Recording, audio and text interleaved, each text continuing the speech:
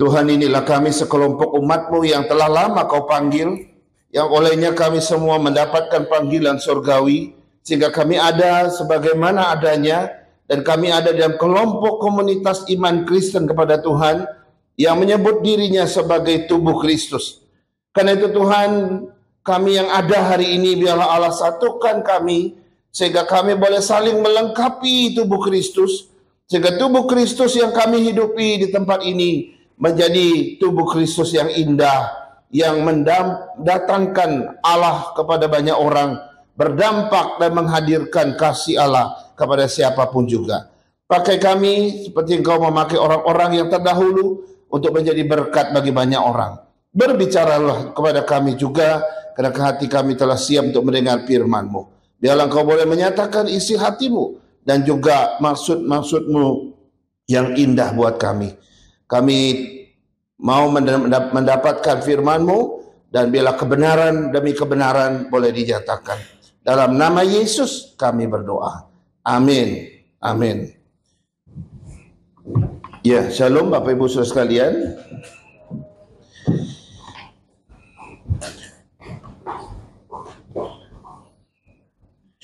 Ya, saudara, hari ini tema kita berbicara tentang apa artinya gereja lokal, atau kita akan lihat ini dalam sepanjang bulan Maret ya.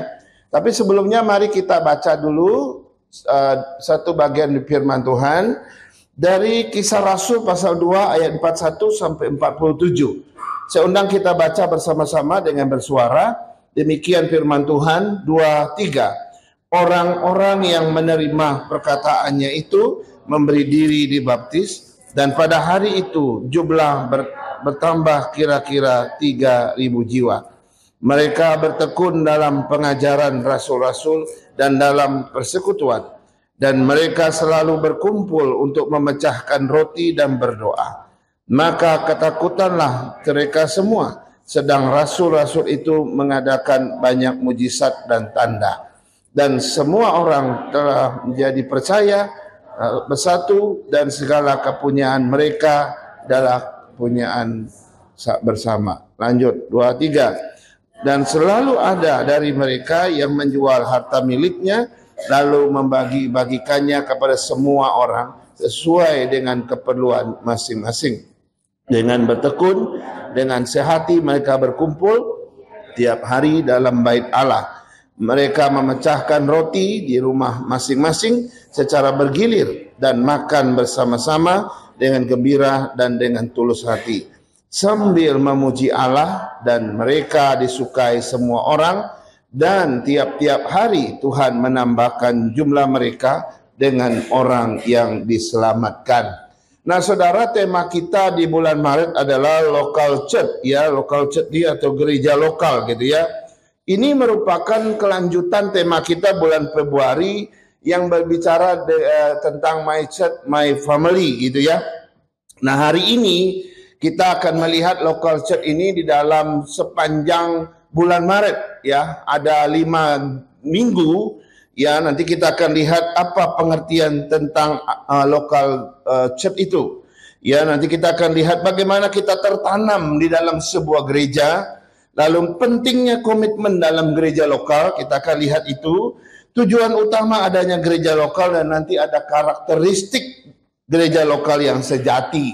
Nah, saudara-saudara, saya harap kita nggak putus satupun dalam bulan Maret ini, minggu-minggu yang akan datang, supaya kita mengerti ya yang disebut dengan local church itu apa. Nah, saudara, hari ini kita akan melihat khusus hari ini, yaitu apa artinya gereja lokal, saudara ya? Apa artinya gereja lokal? Dan kita akan lihat juga apa persamaan dan perbedaan gereja lokal dengan gereja universal, gitu ya. Apa pula yang dimaksud dengan gereja yang kelihatan dan gereja yang tidak kelihatan. Dan nanti kita akan lihat ciri-ciri gereja lokal yang sejati, dan kalau sempat kita akan lihat bagaimana cara kita hidup di dalam gereja lokal yang sejati itu. Mari kita lihat yang pertama, saudara. Yang pertama adalah pengertian tentang gereja lokal. Nah, ini dia. Saudara, gereja lokal yang kita mengerti gereja seperti begini gitu ya. Memang itu sebenarnya menunjuk kepada bahasa aslinya yang disebut dengan eklesia, gitu ya. Eklesia artinya apa? Eklesia artinya perkumpulan atau perhimpunan orang-orang yang percaya kepada Kristus, yang dulunya mereka di dalam kegelapan, lalu Tuhan panggil mereka, membawa mereka keluar dari kegelapan, masuk ke dalam terang. Itu yang disebut dengan eklesia, yang artinya gereja. Saya rasa secara umum kita udah tahu tentang yang namanya eklesia. Nah, eklesia ini, saudara, menunjuk kepada gereja lokal. Ya kan? Jadi jemaat lokal. Kalau kita belajar dalam perjanjian baru, saudara-saudara, gereja lokal itu seringkali dikaitkan dengan satu tempat tertentu. Misalnya gereja di Korintus, gereja di Efesus, jemaat di Galatia, jemaat di Roma, gitu ya. Jemaat artinya gereja. Itu menunjuk kepada eklesia secara lokal, gereja lokal. Walaupun memang ada, nanti kita akan lihat pengertian yang berbeda.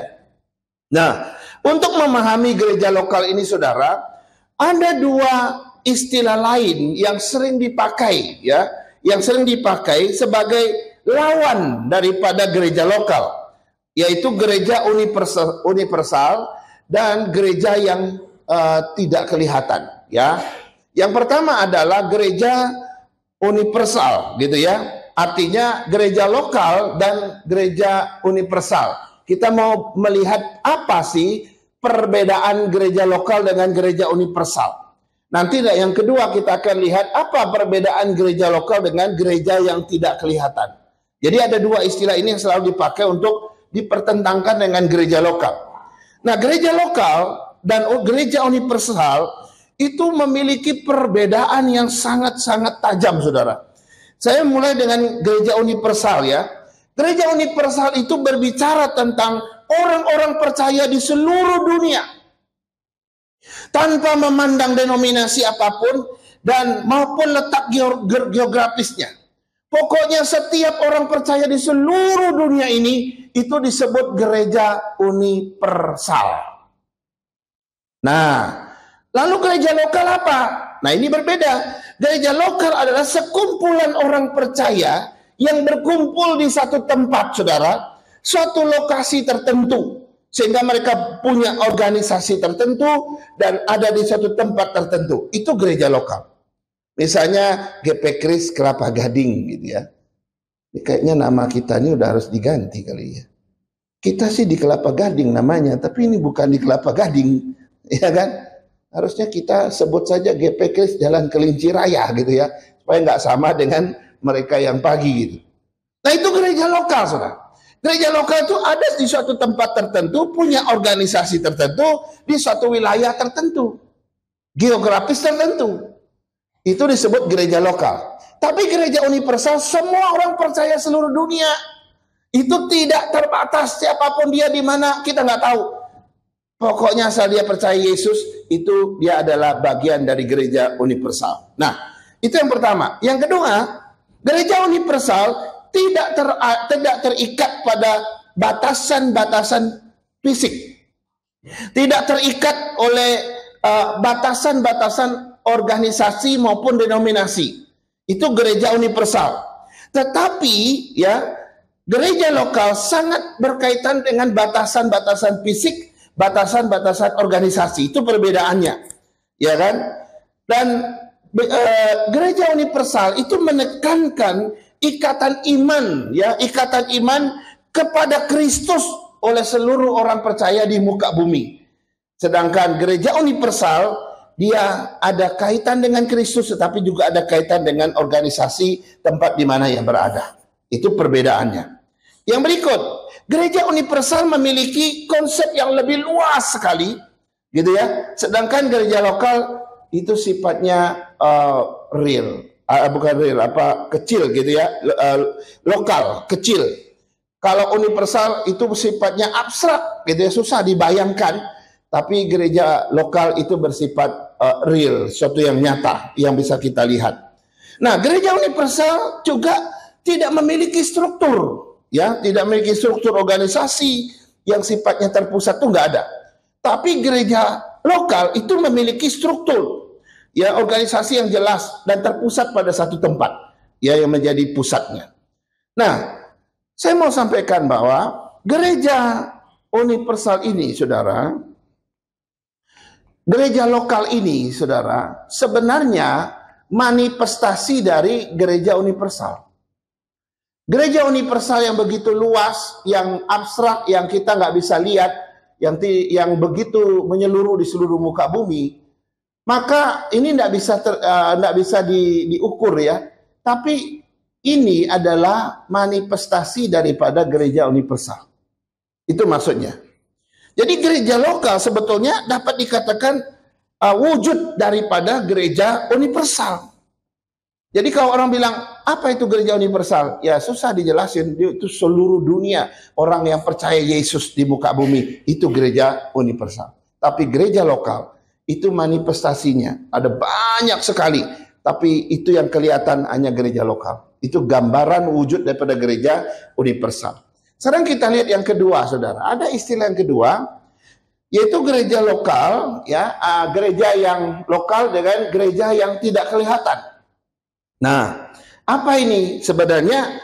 Sebenarnya yang di atas ini bisa disebut gereja yang kelihatan dan gereja yang tidak kelihatan. Nah, gereja yang kelihatan itu ya gereja lokal. Maksudnya begitu. Gereja lokal dan gereja yang tidak kelihatan. Sebenarnya, saudara, ini memiliki hal yang mirip. Kalau gereja yang kelihatan itu disebut gereja visible church namanya. Atau invisible church itu artinya gereja yang tidak kelihatan. Loh, memang ada gereja yang tidak kelihatan? Ada, saudara. Nah, gereja yang kelihatan itu menunjuk kepada satu komunitas. Kalau orang bicara komunitas, perkumpulan, perhimpunan orang percaya, kita bisa lihat kelompok itu. Ya, kita bisa lihat kumpulan orang percaya itu, gitu ya. Tapi gereja yang tidak kelihatan, kita nggak bisa lihat karena menyebar di seluruh dunia, saudara. Kita nggak bisa lihat. Nah, sekali lagi, saudara, memang gereja yang tidak kelihatan ini sebenarnya juga sama dengan gereja universal. Gereja universal ini hanya sebutan lainnya, tapi ini adalah sebutan yang menunjukkan bahwa kita nggak bisa mengamati, kita nggak bisa mengukur yang namanya gereja universal ini, yaitu gereja yang tidak kelihatan. Ya, jadi hampir sama perbedaan-perbedaannya, gitu ya. Nah, gereja yang kelihatan itu berfungsi sebagai tempat. Jadi kalau kita ngomong gereja yang kelihatan, gereja lokal, ya. Gereja lokal yang kelihatan itu berfungsi sebagai tempat kita bersekutu, tempat kita beribadah, tempat kita pelayanan, tempat kita pemuridan, tempat kita pengajaran. Tapi gereja yang tidak kelihatan itu nggak ada ini, saudara. Misalnya kita bilang, saya mau ke gereja yang tidak kelihatan atau gereja universal, saya mau beribadah di sana. Nggak ada, saudara. Karena memang dia nggak ada. Dia hanya sekelompok orang yang percaya, yang hanya Tuhan tahu bahwa orang-orang itu di seluruh dunia ada percaya sama dia. Tapi dia tidak punya wujud. Ya, dalam arti punya gereja, punya tempat, punya organisasi, nggak ada. Nah, itu bedanya, saudara. Jadi gereja yang kelihatan itu bisa diamati, diukur, yaitu gereja lokal tadi. Tapi gereja yang tidak kelihatan atau gereja universal tadi, itu nggak bisa diamati, nggak bisa diukur. Nggak bisa, saudara. Kenapa? Hanya Tuhan yang tahu seberapa besar orang yang percaya sama dia. Nah, sekali lagi, gereja yang tidak kelihatan ini, ya gereja yang lokal ini, atau gereja yang kelihatan ini, adalah manifestasi daripada gereja yang tidak kelihatan. Gereja lokal yang kelihatan ini adalah wujud nyata dari gereja yang tidak kelihatan di seluruh dunia. Nah, sekarang kita sudah melihat sedikit perbandingannya. Nah, sekarang saya mau masuk ke dalam teks bacaan kita, saudara. Kisah Rasul pasal 2 ayat 41 dan 42 itu sebetulnya menunjuk kepada gereja lokal yang kelihatan, yang tadi kita udah baca. Saya baca untuk kita sekali lagi. Orang-orang yang menerima perkataannya itu memberi diri dibaptis, dan pada hari itu jumlah mereka bertambah kira-kira 3.000 jiwa. Mereka bertekun dalam pengajaran rasul-rasul dan dalam persekutuan, dan mereka selalu berkumpul untuk memecahkan roti dan berdoa. Nah, ini bicara tentang gereja lokal. Ini bicara tentang gereja yang kelihatan. Sebab di situ kelihatan ada orang yang dibaptis. Kelihatan jumlah mereka 3.000 jiwa. Kelihatan mereka bersekutu. Mereka berkumpul memecahkan roti, perjamuan kudus, dan mereka berdoa. Jadi ini bicara tentang gereja lokal, gereja yang kelihatan. Bukan gereja yang universal. Nanti kita juga bisa menemukan perkataan-perkataan Rasul Paulus, perkataan-perkataan Tuhan Yesus tentang gereja-gereja yang universal, gereja-gereja yang tidak kelihatan. Itu ada. Bahwa mereka percaya bahwa ada orang yang percaya kepada Yesus di seluruh dunia. Jadi waktu kita lihat 41 dan 42, ada orang yang dibaptis, ya jumlah mereka bertambah 3.000 jiwa. Ada orang yang bersekutu setiap hari, beribadah, berkumpul, memecahkan roti, perjamuan kudus, berdoa dan sebagainya. Ini bicara tentang gereja lokal, gereja yang kelihatan. Nah, apakah gereja kita sudah memenuhi hal-hal yang sifatnya kelihatan seperti ini? Atau kita bilang kita diam-diam saja? Gereja yang kelihatan itu mesti gereja yang dimana ada orang yang baptis di dalamnya. Kita ada puji Tuhan walaupun setahun sekali gitu ya. Gereja yang kelihatan mesti ada jumlahnya yang bertambah. Ya, kadang bertambah, kadang turun gitu ya. Gereja yang kelihatan, gereja lokal itu ada gereja yang ada persekutuannya. Ada enggak persekutuan kita? Ya, puji Tuhan. Gereja yang selalu memecahkan roti, melaksanakan sakramen perjamuan kudus, ada enggak? Puji Tuhan, ada. Gereja yang berdoa, gereja yang beribadah.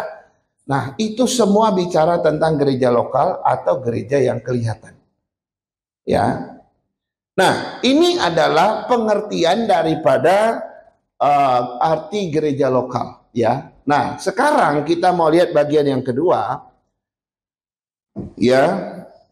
Apa ciri-ciri gereja lokal yang sejati, saudara? Ya.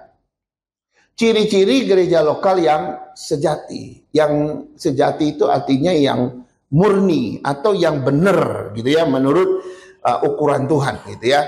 Nah, saudara, berdasarkan bacaan kita tadi, saudara, paling tidak ada 5 ciri. Ya, 5 ciri gereja lokal yang sejati. Mari kita berkaca, saudara, dari sini 5 ciri ini. Nanti kita akan lihat apakah gereja kita ada di sana atau tidak. Atau kita seperti di mana gitu ya. Nanti kita akan lihat. Nah, coba kita lihat yang pertama, ciri-ciri gereja lokal yang sejati. Yang pertama adalah ini dia. Gereja yang bertobat. Ya, kenapa saya sebut gereja yang bertobat? Itu diambil dari ayat 41. Saya baca ayat 41 tadi. Orang-orang yang menerima perkataannya itu memberi diri dibaptis, dan pada hari itu jumlah mereka bertambah kira-kira 3.000 jiwa. Maka kalau kita berkaca dari sini, saudara, itu bicara tentang gereja lokal yang sejati itu mestinya gereja yang bertobat, saudara. Gereja yang di dalamnya ada pertobatan. Itu maksudnya. Dan pertobatan yang dimaksudkan di situ bisa 2 arti. 3 arti sebenarnya. Tapi saya mau sebut 2 dulu. Yang pertama bertobat, yaitu artinya jemaatnya datang kepada Tuhan, percaya pada Tuhan, lalu meminta Tuhan Yesus masuk ke dalam hati, menjadi Tuhan dan Juru Selamat satu-satunya. Ini pertobatan pertama kalau gereja itu bertobat. Yang kedua, gereja yang bertobat itu juga bicara tentang pertobatan dari dosa-dosa setelah percaya. Kita nih udah percaya nih, tapi masih jatuh bangun saudara ya. Tapi jatuh bangunnya itu kita terus bertobat dalam satu hal, kita bertobat lagi dalam hal yang kedua, dalam hal yang ketiga kita bertobat. Maka ini disebut pertobatan setelah percaya. Oke, kalau yang tadi itu pertobatan pertama, menerima Tuhan sebagai juru selamat. Sekarang pertobatan kedua yaitu setelah percaya. Nah, gereja yang bertobat itu memiliki jemaat seperti itu, saudara. Yang terus-menerus bertobat dari setiap persoalan dosa yang ada dalam diri dia. Nah, itu pengertian 2 pertobatan pertama yang saya rasa kita udah tahu. Tapi bagian yang ketiga ini menarik. Bahwa selain 2 pertobatan itu, Gereja yang bertobat juga punya arti yang lain, yaitu gereja yang berubah pengertiannya tentang Yesus dan juga sikapnya terhadap Yesus, atau yang menjunjung tinggi Yesus sebagai Tuhan dan Juru Selamat satu-satunya. Itu juga disebut gereja yang bertobat. Saya mau mulai pelan-pelan di situ. Saya mau pelan-pelan. Kalau ada gereja, saudara, dan gereja itu disebut gereja yang bertobat, maka dua cirinya. Pertama, gitu ya, dia punya sikap yang berubah tentang siapa Kristus, gitu ya. Pikiran yang berubah tentang pengertian yang berubah tentang Yesus. Artinya ajaran gereja itu jadi ajaran yang benar. Ajaran gereja itu ajaran yang lurus. Ajaran gereja itu ajaran yang sesuai dengan firman Tuhan. Maka itu disebut gereja yang bertobat. Yang kedua, gereja yang bertobat juga menjunjung tinggi Yesus sebagai Tuhan satu-satunya dan Juru Selamat satu-satunya. Tidak ada ajaran yang lain. Itu disebut juga gereja yang bertobat. Nah, kalau ada gereja yang tidak memiliki dua itu gereja yang palsu, saudara.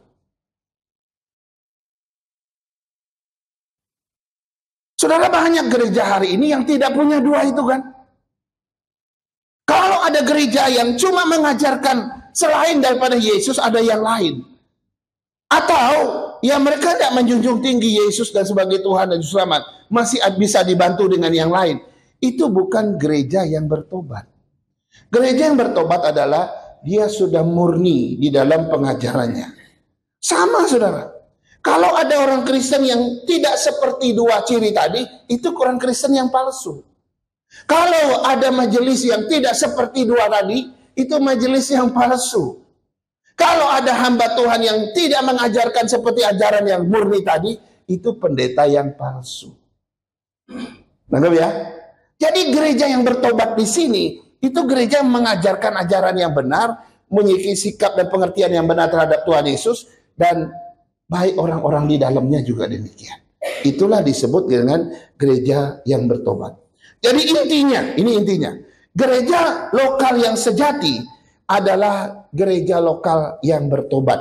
Yang dimaksud bertobat di sini bukan saja pertobatan secara pribadi tadi, tetapi juga pertobatan secara komunitas gereja lokal kita. Dalam artian, gereja kita adalah salah satu gereja yang benar, yang mengakui Yesus Tuhan, dia satu-satunya Juru Selamat, dan dia menjunjung tinggi dia sebagai Allah. Nanti kita akan lihat makin jauh ya, makin jauh kita akan lihat. Kalau kita lihat di luar sana, gereja-gereja itu nggak semua gereja punya ajaran yang benar. Maka gereja lokal tersebut belum termasuk dalam kriteria gereja yang bertobat. Gereja tersebut belum memenuhi ciri-ciri daripada Kisah Para Rasul pasal 2 ayat 41 sampai 47. Itu maksudnya. Ya. Ada yang cerita kepada saya beberapa waktu yang lalu, dia masuk gereja gitu ya. Waduh, dia kaget gitu. Saya nggak suka di gereja ini gitu. Saya tanya, ada apa yang kamu nggak suka? Pertama, dia merasa gereja itu milik seseorang. Itu satu ya. Terus suka-suka pendetanya itu mau buat apa gitu ya. Dia pokoknya, dia kayaknya diktator. Semua orang harus ikut dia, kira-kira begitu. Ya, dan yang paling mengerikan adalah mereka menemukan ketidakbenaran di dalam hidup pendeta itu dan juga di dalam kehidupan gereja itu. Jadi sampai berpuluh-puluh tahun gereja itu ya begitu-begitu saja. Ada lagi fenomena belakangan ini, saudara. Banyak pebisnis mau jadi pendeta, buka gereja, saudara. Ya kalau buka toko lebih susah, butuh modal yang besar. Kalau buka bisnis, waduh itu butuh keahlian yang sungguh-sungguh. Tapi kalau buka gereja yang penting berani cuap-cuap di sini, ngomong-ngomong tentang nama Tuhan, orang langsung tunduk kan begitu. Bisnis, saudara. Buka gereja, bangun gereja sendiri, harapkan semua datang ke situ. Pertanyaannya, apa yang kau ajarkan? Apa gerejamu betul-betul bisa mengajarkan kebenaran yang benar? Kalau tidak, engkau belum termasuk gereja lokal yang sejati, seperti di dalam Kisah Rasul 2 ayat 41 sampai 7 ini, yaitu gereja yang bertobat. Ini adalah ciri gereja lokal yang sejati yang pertama. Sekarang kita lihat yang kedua. Ciri yang kedua adalah gereja yang lahir dan bertumbuh dari firman Tuhan. Jadi gereja lokal yang memiliki ciri-ciri gereja sejati atau gereja lokal yang sejati itu. Yang kedua, itu gereja yang lahir dan bertumbuh lewat firman Tuhan, saudara. Saya baca ayat 42 ya, yang kita udah baca. Mereka bertekun dalam pengajaran rasul-rasul dan dalam persekutuan. Dan mereka selalu berkumpul untuk memecahkan roti dan berdoa. Ini bagian yang kedua ya. Saya cuma mau yang bagian pertama. Mereka bertekun dalam pengajaran rasul-rasul. Loh, bertekun dalam pengajaran rasul-rasulnya apa? Saya rasa kita udah bisa nangkep. Ya. Nah, saya mau mundur sedikit. Saya harap Bapak Ibu bisa memahami ini ya. Sebelum bacaan kita di ayat 41, 42 sampai 47 itu, sebelumnya itu ada peristiwa, saudara. Peristiwanya apa? Peristiwa turunnya Roh Kudus di atas 12 murid. Itu Kisah Rasul pasal 2 di awal. Jadi para murid berkumpul di Yerusalem. Tuhan memang suruh mereka tunggu di situ 10 hari setelah Tuhan Yesus naik. Hari ke-50, 10 hari setelah Yesus naik, hari ke-50, Roh Kudus itu turun, terjadi manifestasi Roh Kudus yang luar biasa, turun dalam bentuk nyala api, ya, lidah-lidah api, dan hinggap di atas kepala 12 murid itu, saudara. Dan yang menarik, itu adalah hari raya yang besar di Yerusalem, dihadiri kurang lebih 15 bangsa yang ada kaitannya dengan orang Israel dari seluruh penjuru dunia, kumpul di Yerusalem.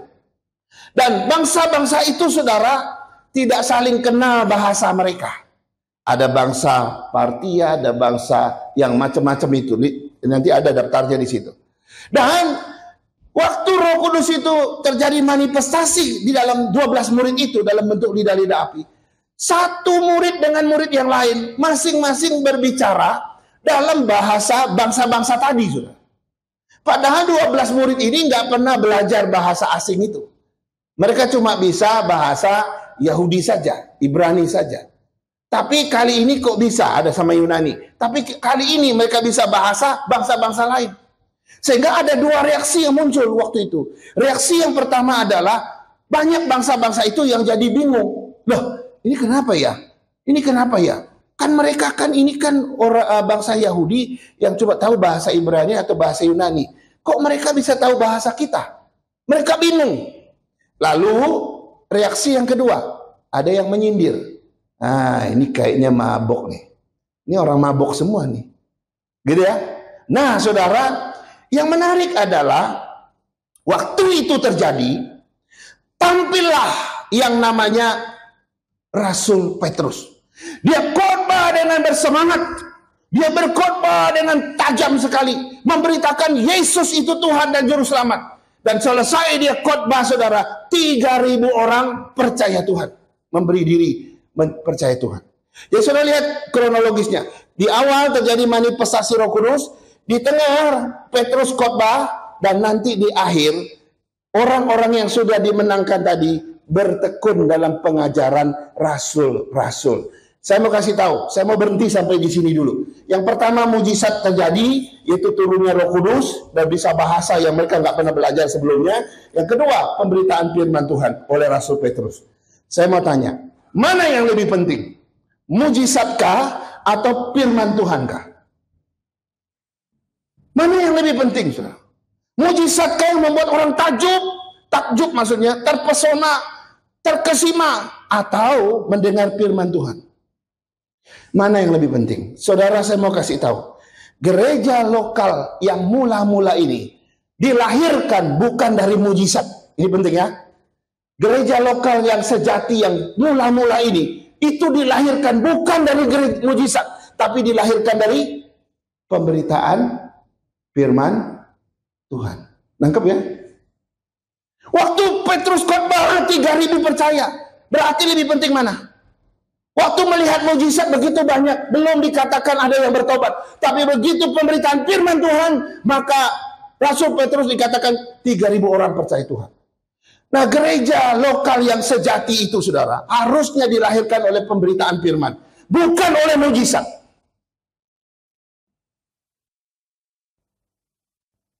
Kenapa ini penting, saudara?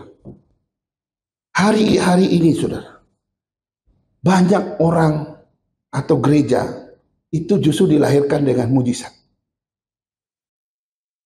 Tapi beda dengan mereka. Ya, jemaat lokal yang mula-mula ini itu justru lahir karena melihat mujizat, bukan karena mendengar firman Tuhan, bukan karena melihat mujizat. Karena itu ini harusnya menjadi prinsip ciri dari gereja lokal yang sejati sampai hari ini. Saya nggak tahu Bapak Ibu lebih senang mujizat atau firman Tuhan, itu dulu. Kita harus mulai dari pribadi kita dulu. Ada orang tuh ngejar-ngejar mujizat, gereja juga ngejar-ngejar mujizat. Pokoknya dikit-dikit mujizat. Ada mujizat dia beritakan bisa 1 jam di depan. Tapi firman Tuhannya cuma 15 menit. Ada banyak contoh di dalam perjanjian lama, saudara. Bangsa Israel kurang apa? Waktu di Mesir melihat mujizat 10 tulah. Nyebrang laut Tebrau, lihat mujizat 10 tulah. Apa semua percaya Tuhan? Enggak. Artinya mujizat tidak bisa melahirkan iman yang sejati. Sebab iman hanya muncul dari pendengaran akan firman Tuhan. Amin, saudara? Amin. Itu, saudara. Jangan dengar, wah di gereja itu pendetanya bisa bikin mujizat loh. Orang mati bisa bangkit loh. Ayo kita ke sana. Wah itu gereja itu luar biasa, Tuhan bekerja di situ. Loh, indikasinya Tuhan bekerja apa? Itu waktu ibadah, ya Tuhan pendetanya atau pemimpin pujiannya bilang, terima Roh Kudus, terima Roh Kudus. Terus yang dari bawah, ya terima, gitu ya. Yang satu lempar dari sini, yang dari belakang, dari bawah terima gitu. Lalu terjadi manifestasi gitu, ada yang guling-guling atau ada yang jatuh gitu. Kita bilang itu mujizat. Firman Tuhan sudah membuktikan. Gereja lokal yang sejati harusnya dibesarkan, bertumbuh, dilahirkan, dibesarkan dan bertumbuh karena firman Tuhan, bukan karena melihat mujizat. Karena itu kita nggak pernah kasih kesempatan. Kalau Bapak Ibu ada mujizat sekalipun, ya cukuplah kesaksian 1 kali sudah selesai. Kenapa dalam liturgi ibadah kita mesti ada khotbah? Dan khotbah itu porsi yang cukup lama juga dari banding yang lain, ya kan? Ya minimal 30 menit khotbahnya. Coba kalau doa sepaatnya 30 menit, berani mau nggak? Atau apa yang 30 menit lagi misalnya? Menyanyi bisa 30 menit, ya mungkin masih bisa tahan lah ya. Atau doanya, doa biasa gitu. Doanya berapa? 30 menit. Waduh, bisa ngantuk kita gitu ya. Waktu orang-orang menyusun liturgi, bahkan berdasarkan prinsip firman Tuhan, pemberitaan firman Tuhan harus dapat porsi yang paling besar. Bahkan di dalam gereja itu, saya mau kasih tahu ya, di dalam gereja lokal yang mula-mula, setiap hari mereka bertekun dalam pengajaran rasul-rasul, artinya mereka bertekun mempelajari firman Tuhan, bertekun di dalam mencari dan mengejar yang namanya firman Tuhan, bukan mengejar mujizat. Ya, mereka belajar firman, mereka bersekutu dan memecahkan roti dan mereka berdoa, dikatakan di situ. Ada 4 disebutkan langsung di dalam ayat 42. Firman Tuhan, bertekun dan pengajaran rasul-rasul itu firman Tuhan ya. Yang kedua persekutuan, yang ketiga memecahkan roti, yang keempat berdoa. Urutan pertama yang mana? Urutan pertama adalah firman Tuhan. Baru nanti yang kedua itu persekutuan, baru nanti memecahkan roti atau arti perjamuan, baru nanti berdoa. Artinya yang paling atas itu adalah bertekun dalam firman Tuhan. Pengajaran rasul-rasul itu dulu. Itu mestinya mendapat porsi terbesar dalam gereja. Itu juga harus menjadi porsi terbesar dalam iman rohani setiap orang yang percaya Tuhan. Karena itu kenapa kita ada suruh baca Alkitab, kita suruh ada Bible study. Itu tujuannya apa? Tujuannya itu, saudara. Kalau ada waktu, ikutlah. Belajarlah firman. Tidak sia-sia, saudara. Sebab itu dikatakan yang paling utama. Alkitab sendiri bilang begitu. Bahkan ada yang lebih ekstrim, saudara. Rapat itu bisa digeser dulu. Besok juga bisa ditunda. Konseling, kebersamaan itu bisa ditunda. Asalkan pemberitaan firman Tuhan dulu. Tidak boleh digeser. Ini penting ya. Sebab hanya firman Tuhan yang bisa melahirkan gereja lokal yang sejati. Menarik ya. Baik, yang ketiga. Ciri yang ketiga adalah, ini dia. Ciri gereja lokal yang sejati yang ketiga adalah gereja yang berdoa. Ayat 42 bagian B tadi. Dan mereka selalu berkumpul untuk memecahkan roti dan berdoa. Saudara, di sini kita melihat bahwa berdoa itu adalah salah satu aktivitas. Ya, salah satu aktivitas gereja lokal yang sejati. Tidak boleh tidak berdoa, saudara ya. Mereka memang mengutamakan firman Tuhan dari segala-galanya, tetapi juga tidak mengabaikan yang namanya berdoa, saudara ya. Jadi dari 42 bagian B ini kita baca, hanya ada dua keterangan yang menerangkan aktivitas doa gereja lokal yang mula-mula. Pertama, mereka selalu berdoa dalam persekutuan. Jadi kalau ada persekutuan, selalu ada doa. Yang kedua, mereka selalu berdoa dengan tekun.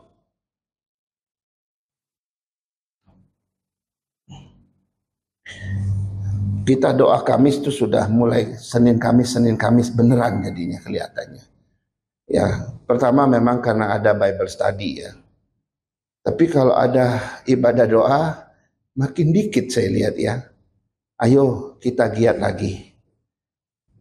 Gereja yang sejati itu salah satu aktivitasnya yang tidak boleh tidak ada adalah berdoa. Ya. Walaupun kita ingat, waduh bahan doanya itu aja ya. Bosen ya, bukan masalah bosen bahan doanya, bukan juga masalah masalah pribadi yang kita rasakan saat kita berdoa, bukan juga masalah yang memimpin doa atau yang memimpin persekutuan doa, bukan itu. Itu adalah cara kita berbicara pada Tuhan secara komunitas, secara kolektif di hadapan Tuhan. Dan Tuhan senang sekali umatnya berkumpul, bersekutu dan berdoa dengan tekun di hadapan Dia. Ya, ada banyak pengalaman telah membuktikan, saudara. Gereja yang maju itu adalah gereja yang berdoa. Ya, kita sih pengen maju gitu ya. Ya kita harus bayar harga juga dengan berdoa. Pelayanan yang maju juga karena ada doa. Dan gereja yang kuat juga karena ada doa. Saudara, ada contoh ya, Billy Graham itu setiap kali dia KKR ada 100 orang pendoa syafaat di belakang layar.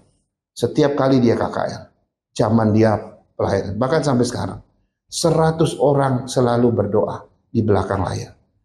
Dan yang menarik, yang lebih hebat lagi, yang bernama Charles Spurgeon, 700 orang berdoa.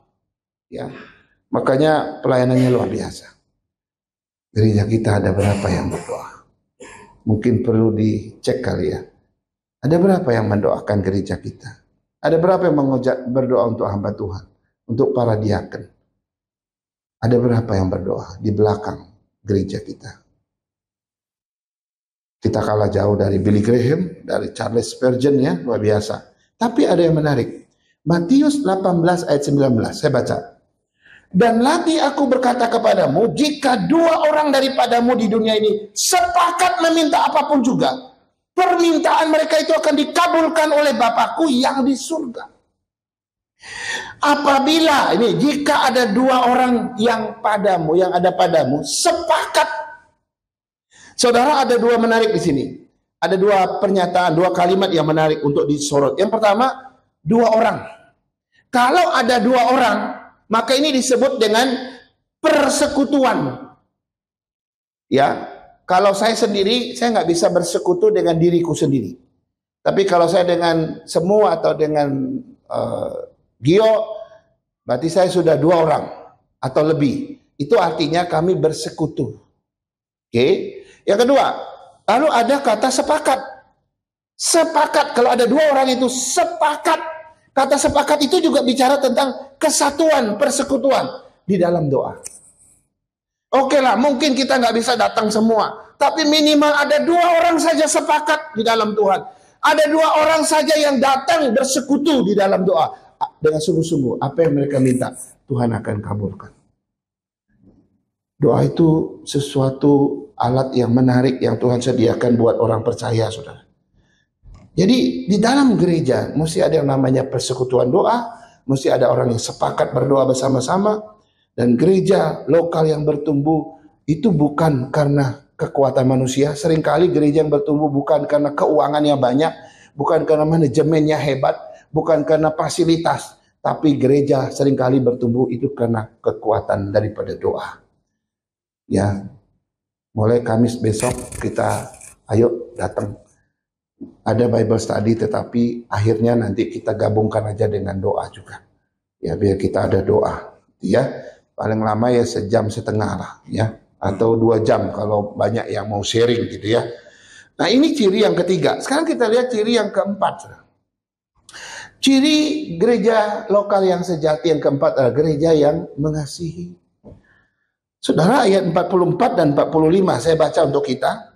Dan semua orang yang telah menjadi percaya tetap bersatu, dan segala kepunyaan mereka adalah kepunyaan bersama, dan selalu ada dari mereka yang menjual harta miliknya lalu membagi-bagikannya kepada semua orang yang sesuai dengan keperluan masing-masing.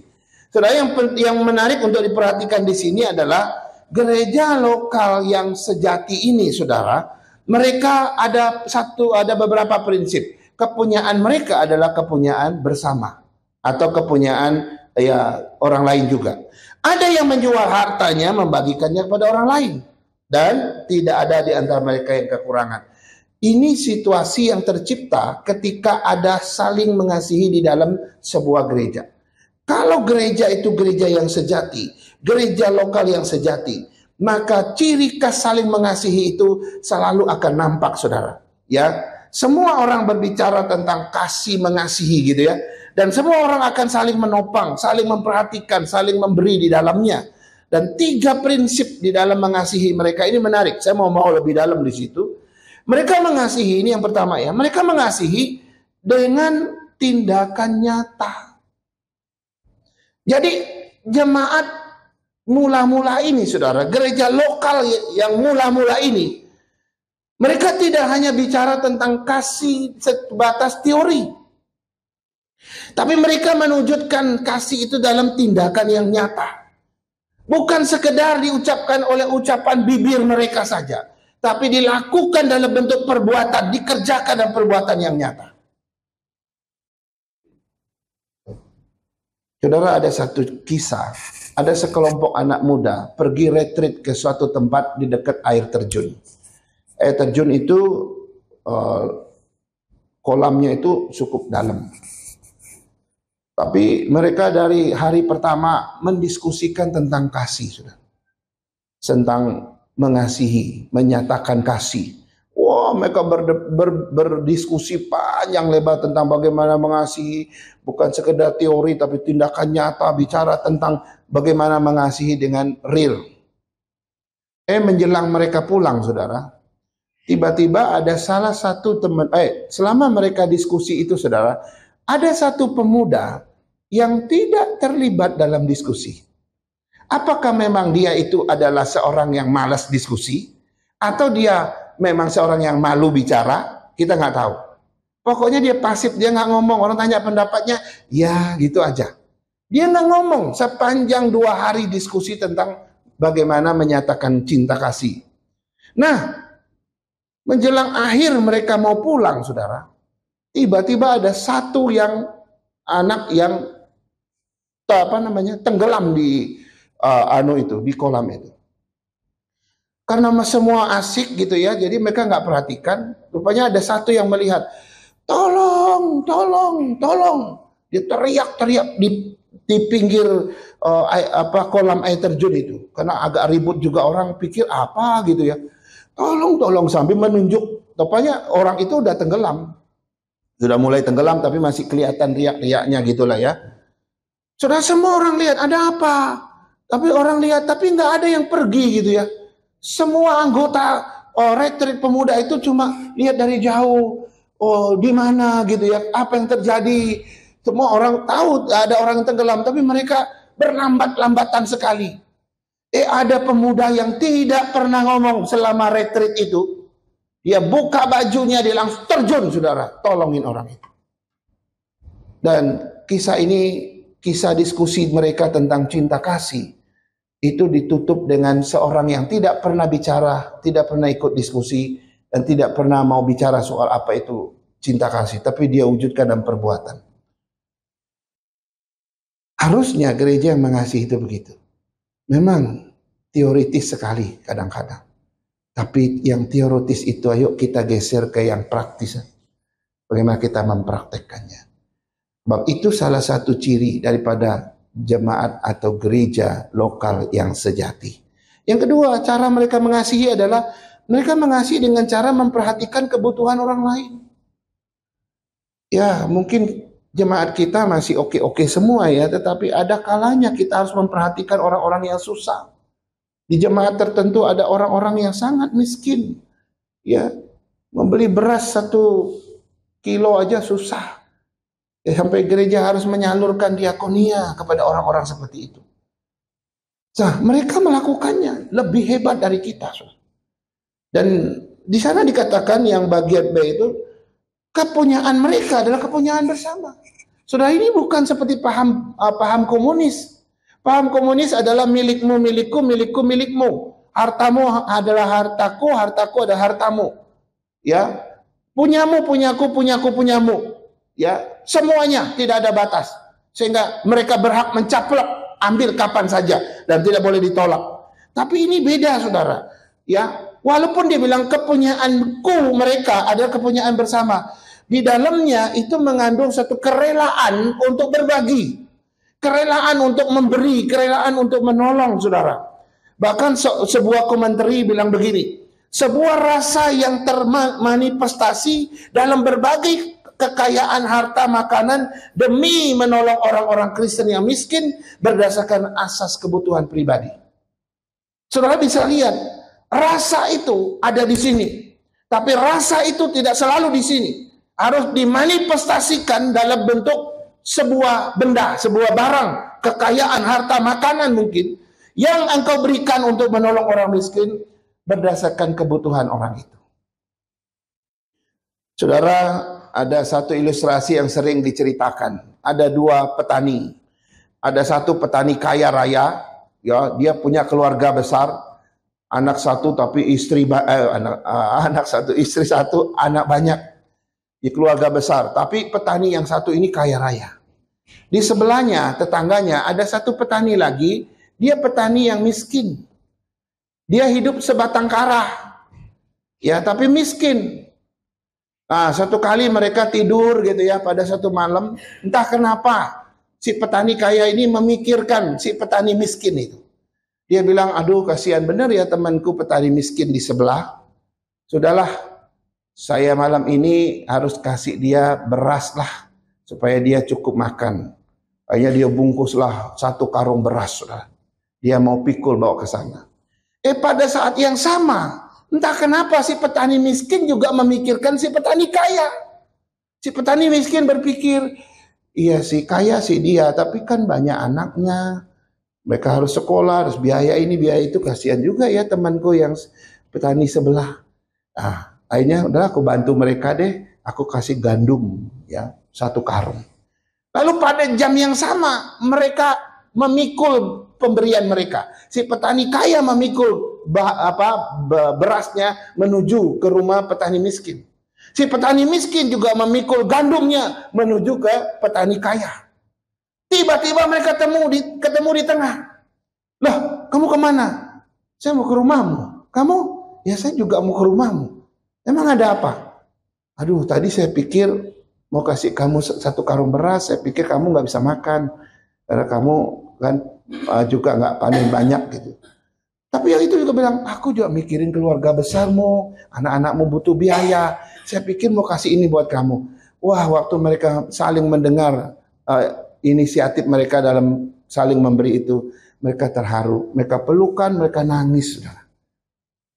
Betapa indahnya, saudara, kasih yang dimanifestasikan, yang mulai dari rasa, akhirnya menjadi sebuah perbuatan nyata, gitu ya.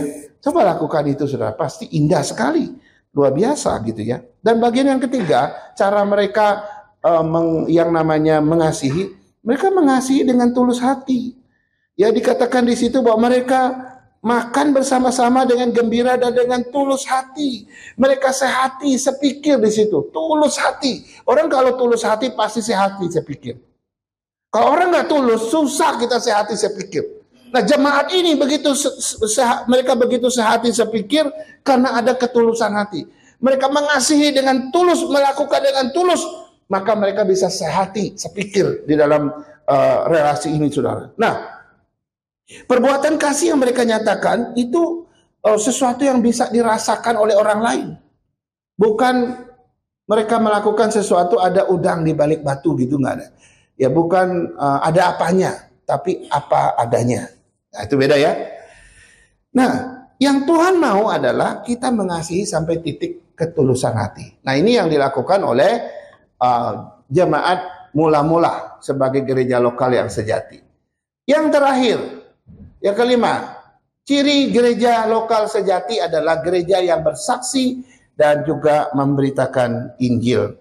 Saya baca ayat 47, 41 dan 47. Orang-orang yang menerima perkataannya itu memberi diri dibaptis. Pada hari itu jumlah mereka bertambah kira-kira 3.000 jiwa. Lalu ayat 47, sambil memuji Allah dan mereka disukai semua orang. Dan tiap-tiap hari Tuhan menambahkan jumlah mereka dengan orang yang diselamatkan. Saudara, yang namanya gereja yang sejati tidak bisa lepas dari bersaksi. Mereka bersaksi tentang Kristus, bersaksi tentang pengalaman bersama dengan Kristus, dan kesaksian-kesaksian ini adalah pemberitaan Injil secara pribadi kepada orang lain. Dan setiap kali kita bersaksi, maka pasti ada orang yang akan mendengar Injil. Nah, kalau Tuhan berkenan, Tuhan akan menambahkan orang itu menjadi bagian dari kita. Urusan mendatangkan jiwa itu urusan Tuhan. Urusan kita adalah memberitakan Tuhan. Karena itu ada kalimatnya, tiap-tiap hari Tuhan yang menambahkan jumlah mereka dengan orang yang diselamatkan. Menambahkan jumlah bukan urusan kita. Itu urusan Tuhan. Urusan kita adalah bersaksi. Tugas kita bersaksi, memberitakan Injil kepada orang lain. Sehingga ada yang memberi diri dibaptis, 3.000 orang percaya, penambahan jiwa tiap-tiap hari kepada kelompok ini. Gereja lokal yang sejati, gereja lokal yang bersaksi dan memberitakan Injil kepada orang lain. Sekarang kita lihat beberapa pendapat para teolog ya. Yang pertama Dietrich Bonhoeffer ya. Dia bilang begini. Gereja lokal adalah ekspresi kehadiran Kristus di tengah-tengah masyarakat dunia. Dengan demikian gereja lokal harus menunjukkan kehadiran Kristus melalui kehidupan anggota-anggotanya. Saudara, gereja lokal itu ekspresi kehadiran Tuhan. Kalau kita mengekspresikan kehadiran Tuhan itu jelek, berarti ekspresi Tuhan yang kita tampilkan itu juga jelek. Ya kan? Gimana ya istilah mengekspresikan itu memantulkan. Kristus itu sudah indah. Kristus itu sudah mulia sekali. Tapi kalau kita yang memantulkan cahaya Kristus yang mulia itu jelek, maka pantulannya jelek, betul ya? Maka karena itu gereja lokal harus membenahi dirinya ya, dan setiap anggota-anggotanya harus menunjukkan yang terbaik. Yang kedua, Martin Luther. Martin Luther bilang begini, gereja lokal adalah gereja yang bersekutu sebagai komunitas iman, kasih, dan pengharapan. Karena itu gereja lokal harus menjadi tempat bagi anggota-anggotanya bersekutu, saling mendukung dan saling mengasihi, dan saling membangun satu sama lain. Iya kan? Harus menjadi tempat itu, saudara. Yang ketiga, John Calvin. John Calvin bilang begini, gereja lokal adalah tempat yang menyediakan kesempatan bagi anggota-anggotanya belajar firman Tuhan, mempraktikkan iman, dan tumbuh dalam kesucian. Kalau kita punya gereja lokal, belajarlah firman dari gereja lokal itu. Belajarlah bersekutu di situ, belajarlah mengasihi di situ, belajarlah tertanam di situ.